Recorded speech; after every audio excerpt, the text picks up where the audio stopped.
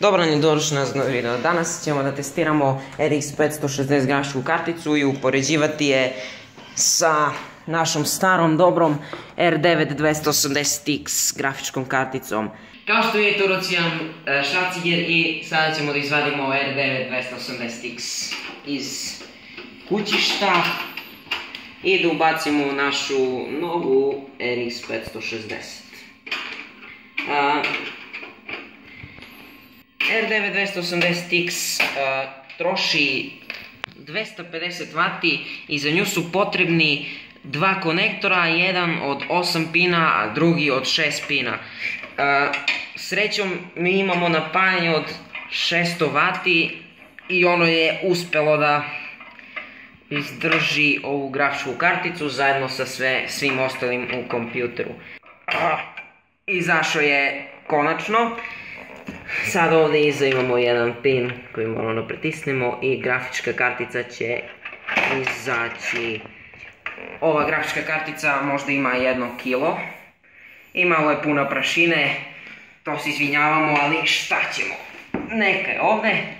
Sada ćemo da otvorimo RX 560 i da je stavimo u kompjuter. Kao što vidite, ona je mnogo manja od našu R9 280X i stvar je u tome što je ona napravljena u 14 nanometara, a R9 280X mislim da je u 28 ili 32, nisam tačno siguran, ali to nam sada nije bitno. Kao što vidite, duplo manja po ploči, čak i kuler izlazi van ploče.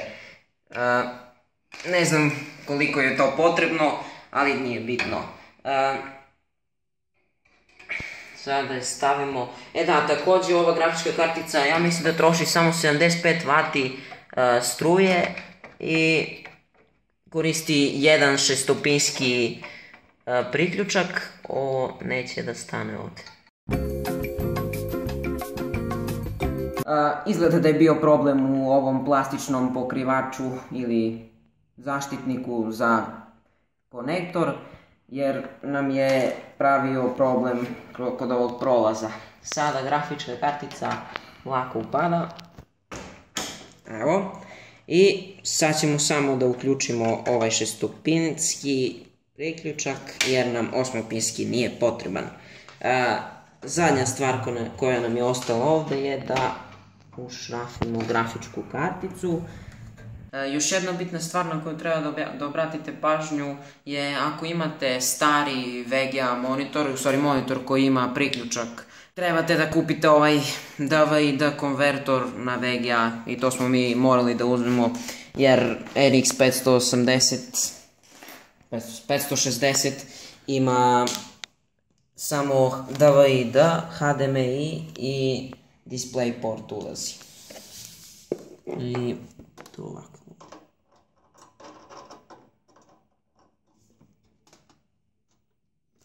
I kao što vidite ovdje vam ide VGA ulaz iz monitora. Pošto smo namestili grafičku karticu, odmah smo se bacili na posao, istestirali je i uporedili sa R9 280X. Ovdje kao što vidite imamo potrošnju struje u jednom danu. Kao što vidite, RX 560 ima veoma malu potrošnju sprem R9 280X, jer je napravljena, kao što sam već i pomenuo, u 14 nanometarskom procesu. Dakle, ona u jednom danu potroši 0,84 kW, za razliku od R9 280X koja troši 6 kW. Dalje imamo potrošnju struju u jednom mesecu, koja zaista nije ništa iznenađujuća, to ste već mogli da prepostavite. Dakle, kao što vidite, RX 560 troši samo 25 kW za jedan mesec, a R9 280X troši 180 kW struje svakog meseca.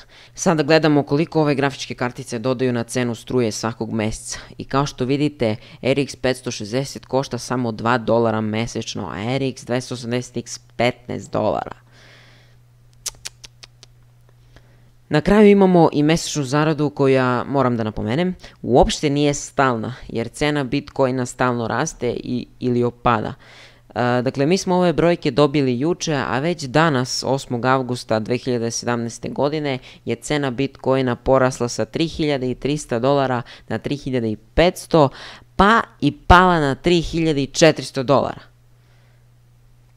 Kao što vidite, ovde RX mesečno zarađuje $21, a R9 $20.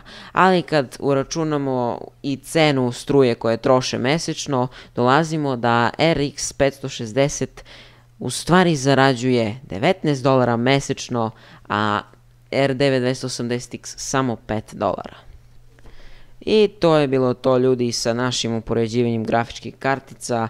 Nadam se da sam vam pomogao da se odlučite ako ste hteli da kupite ovu karticu, ali niste bili sigurni koliko je dobra. I nadam se da subscribe-ujete i stavite like, da bih mogao da nastavim da pravim još ovakve kvalitetne videe. A mi se vidimo i u sljedećem videu. Ćao!